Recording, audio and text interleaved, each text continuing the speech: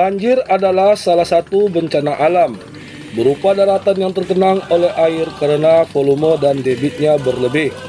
Menurut KBBI, Kamus Besar Bahasa Indonesia, pengertian banjir adalah berair banyak dan deras, kadang-kadang meluap, air yang banyak dan mengalir deras, serta peristiwa terbenamnya daratan karena volume air meningkat. Umumnya bencana banjir disebabkan oleh topografi wilayah rendah, intensitas hujan tinggi, kurangnya daerah resapan air, meningkatnya permukaan air laut akibat luapan sungai serta sistem tata kelola daerah yang buruk. Lebih kurang hampir 2 bulan berlalu sejak awal bulan Ramadan 1443 Hijriah yang lalu sampai dengan sekarang. Kegiatan rutinitas gotong royong atau disingkat GORO pada setiap Jumat dalam satu minggunya kembali diaktifkan oleh Agustari, Ketua KTH PPM Desa Deluk. Jumat 10 Juni 2022, GORO KTH PPM Deluk kali ini diikutsertakan oleh emak-emak dengan disertai banjir rob yang terjadi di kawasan lokasi penanaman kelompok akibat dipengaruhi pasang surut air laut dan biasanya bersifat periodik. Banjir rob adalah genangan air atau banjir yang berasal dari air laut. Banjir ini dipengaruhi oleh pasangnya air laut sehingga daratan rendah di sekitarnya terendam. Banjir rob juga dikenal sebagai banjir genangan. Kondisi ini sering terjadi di daerah dengan daratan yang lebih rendah dibanding permukaan air laut.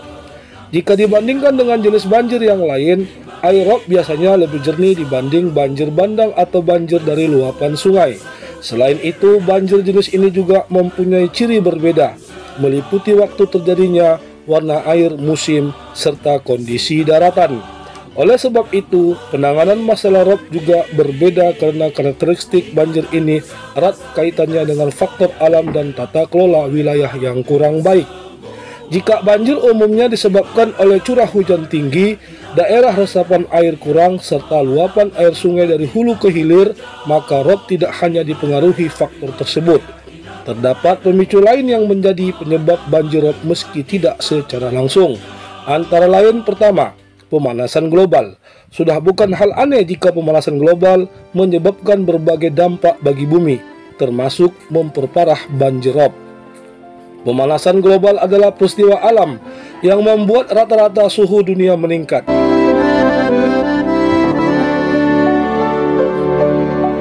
Peningkatan suhu udara ini akan berakibat pada lelehnya es di kutub bumi, pertambahan volume air laut dan meningkatkan muka air laut.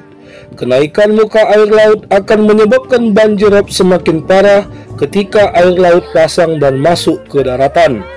Kedua, pemanfaatan air tanah. Eksploitasi air tanah yang berlebihan ternyata juga berdampak pada terjadinya banjir rob. Permukaan tanah akan menurun akibat hilangnya kandungan air yang menopang daratan.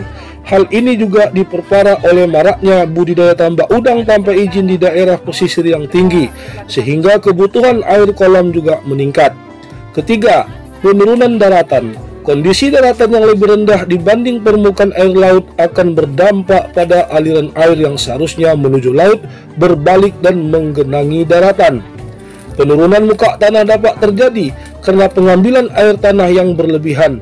Selain itu juga bisa disebabkan oleh pembangunan gedung yang memberikan beban pada tanah. Keempat, kerusakan ekosistem pesisir. Keberadaan hutan bakau di pesisir pantai sangatlah penting. Ekosistem ini dapat menjadi peredam abrasi karena terjangan ombak air laut.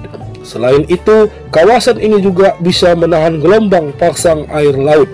Jika hutan mangrove rusak, maka wilayah pesisir tak lagi terlindungi, serta membuat habitat flora fauna tergusur.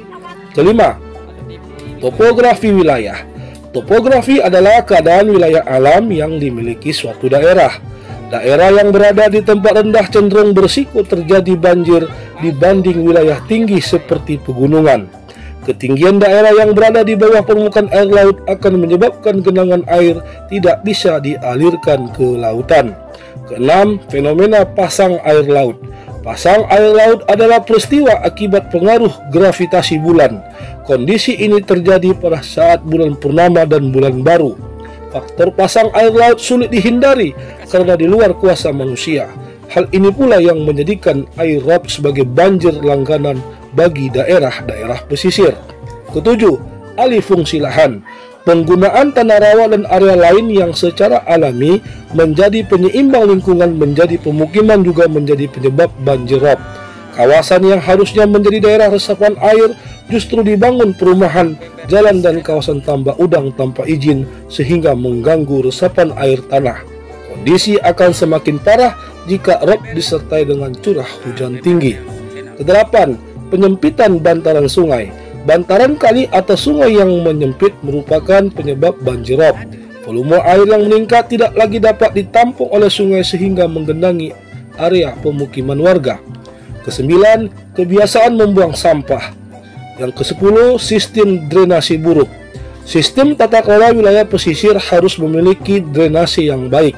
Tanah harus mampu menyerap air dengan baik dan menyimpannya sebagai cadangan air tanah.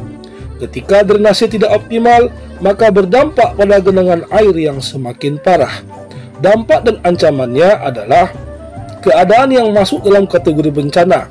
Bencana merupakan peristiwa atau rangkaian peristiwa yang mengancam dan mengganggu kehidupan masyarakat oleh faktor alam atau non-alam sehingga menimbulkan korban jiwa, kerusakan lingkungan, kerugian harta benda dan berdampak psikologis.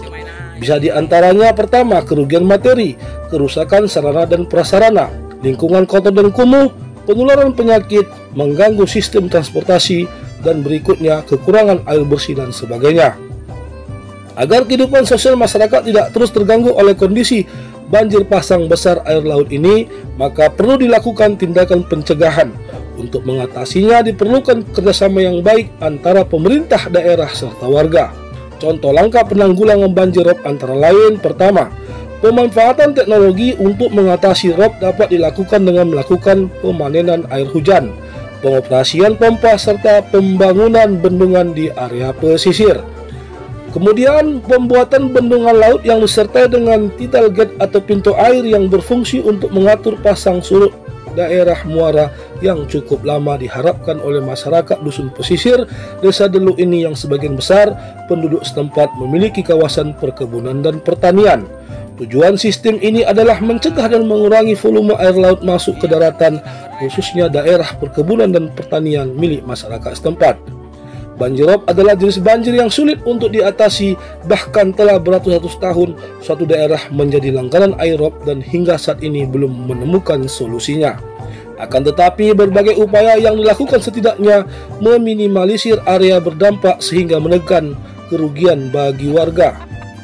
Umumnya banjir ini terjadi di wilayah pesisir pantai, sebab di kawasan ini ketinggian daratan dan lautan hampir sama. Bahkan ada beberapa wilayah yang berada di bawah permukaan air laut.